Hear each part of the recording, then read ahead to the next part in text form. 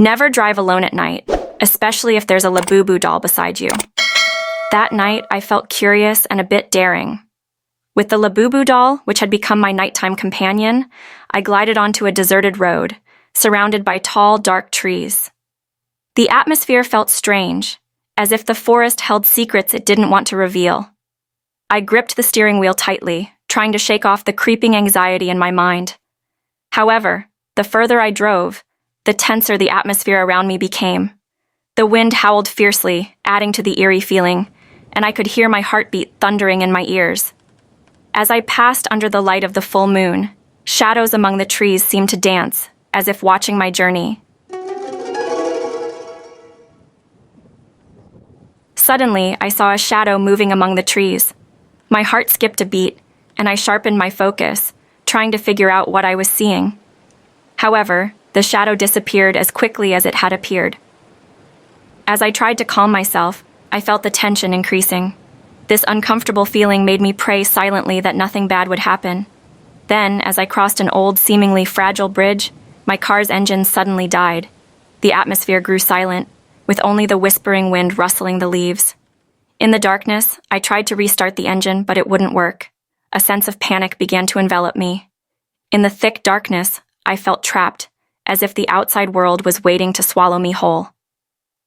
As I tried to stay calm, I felt that something was off. I turned to the side and found the labubu doll next to me. To my shock, the doll suddenly stood up in the passenger seat, its eyes seeming to stare at me intensely. A chill crept down my spine. Unable to think clearly, I tried to open the car door, but it felt incredibly heavy, as if some force was holding it shut. In my panic, I watched as the doll moved slowly, as if preparing to exit the car. My fear intensified. Without a second thought, I flung the door open and fled from the vehicle. I ran as fast as I could toward the highway, hoping a vehicle would pass by to rescue me from this terrifying night. As my feet hit the asphalt, I heard the roar of an engine. I turned around and saw headlights approaching. With a surge of hope, I waved my arms, trying to catch the driver's attention. When the car stopped, I jumped in and begged the driver to leave that place immediately. During the drive, I couldn't stop thinking about the labubu doll left in the passenger seat. I promised myself I would never drive alone at night again, especially with that creepy doll beside me. That night's experience would forever serve as a reminder of how frightening solitude and the shadows lurking in the darkness could be.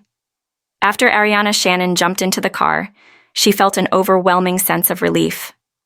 The young man beside her, who introduced himself as Romeo Santos, appeared calm and attentive. With a charming smile, Romeo started the engine and drove the vehicle away from that terrifying place. "Hey, are you okay?" Romeo asked, looking at Ariana with empathy. "You look really scared." Ariana took a deep breath, trying to calm herself.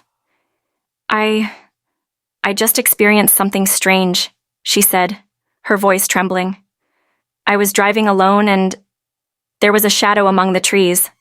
Then, my car's engine died, and my labubu doll suddenly stood up in the passenger seat."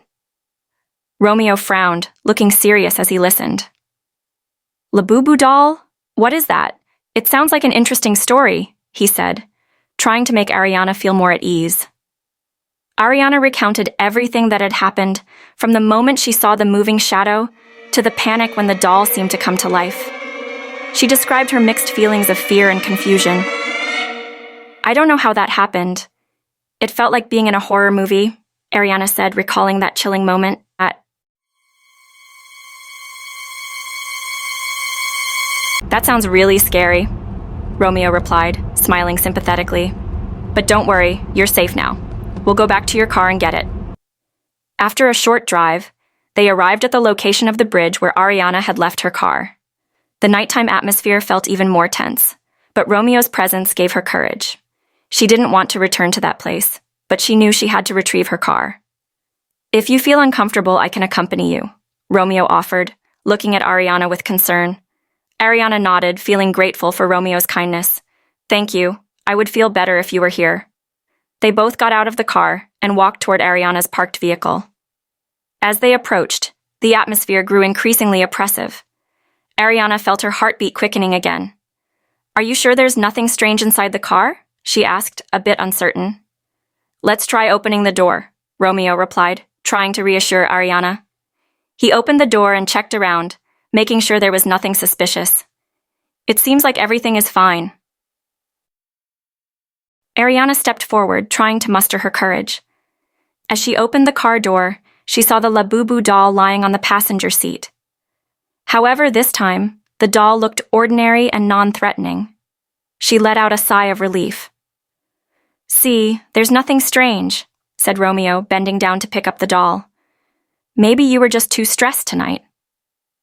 Slowly, Ariana took the doll from Romeo's hands and looked at it. Maybe you're right. But still, the experience was really frightening. After ensuring that nothing was missing, they both returned to Romeo's car. During the drive home, the atmosphere felt lighter. They started talking about various topics, from hobbies to dreams. Ariana felt comfortable with Romeo, and she began to see another side of that terrifying night. When they arrived at Ariana's house, she thanked Romeo. You really saved me tonight. Without you, I don't know what would have happened. I'm glad to help, Romeo replied with a warm smile. Remember, don't hesitate to reach out to me if you need a driving companion at night. Ariana smiled, feeling warmth in her heart. I definitely will. Thank you once again, Romeo. Since that night, Ariana and Romeo became close friends. They shared stories, laughter, and experiences, transforming a frightening memory into the beginning of an unexpected friendship. And although Ariana would never forget that night, she knew she was no longer alone.